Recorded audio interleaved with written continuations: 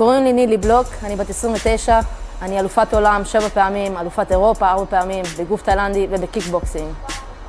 אני כל החיים שלי ספורטאית, וזה היה החלום שלי בעצם, להיות ספורטאית מקצועית. ואף פעם לא באמת הסתכלתי במובן העסקי או הכלכלי קדימה. ועם השנים שהתחרתי בארגונים מאוד גדולים או במשחקי עולם, שזה כמו אולימפיאדה לענפי ספורט לא אולימפיים, קיבלתי סכום נכבד, אפשר לומר, שזה באמת כאילו נתן לי קצת שקט, אבל אף פעם לא נגעתי בסכום הזה. לא בזבזתי את זה על דברים יוקרתיים שאנשים אוהבים. הכסף פשוט ישב לי בבנק, ובאמת התחלתי כאילו להתייעץ ולדבר מה בעצם אני עושה עם זה. כי לא ידעתי, אף פעם לא הסבירו לי את זה. והסתכלתי יותר בכיוון שוק ההון. התחלתי לחקור, לקרוא קצת, ועם הזמן קצת ירדתי מזה, כאילו לא הייתי בטוחה.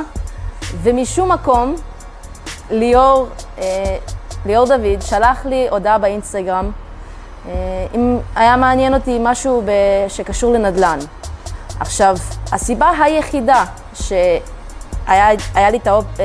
הסיבה היחידה שהקשבתי לו או שבאתי לפגישה, בגלל שאני מכירה אותו.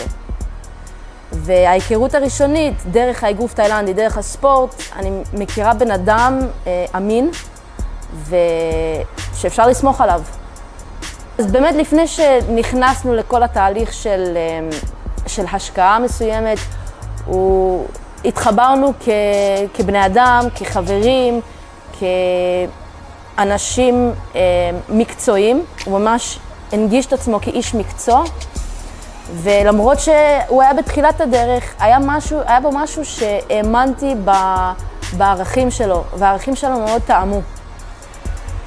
אז מפגישה, כן, מהספורט אני חושבת. אז מפגישה אחת זה עבר לעוד פגישה ועוד פגישה.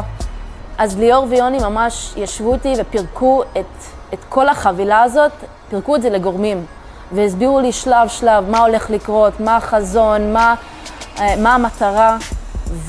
ולא זרקו אותי כאילו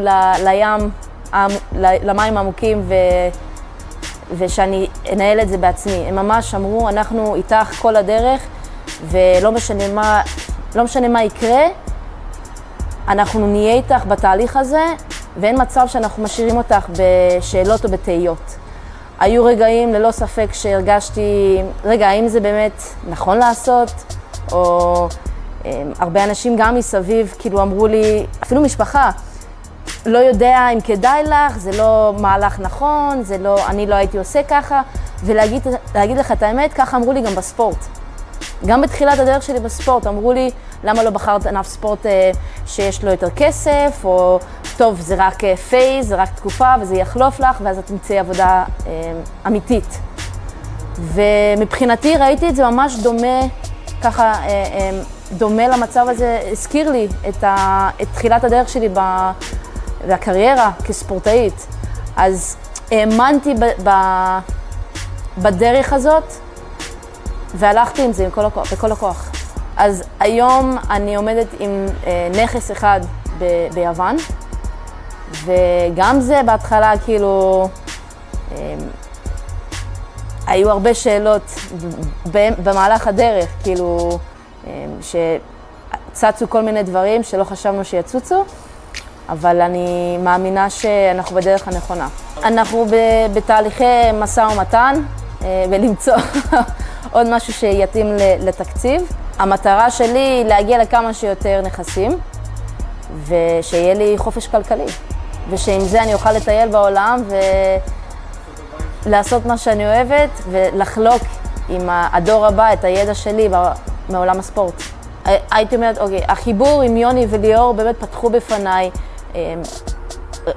דרך חשיבה ואופציות והזדמנויות שונות שלא חשבתי שאני אצליח להגיע אליהם, או שהן בכלל קיימות, כספורטאית.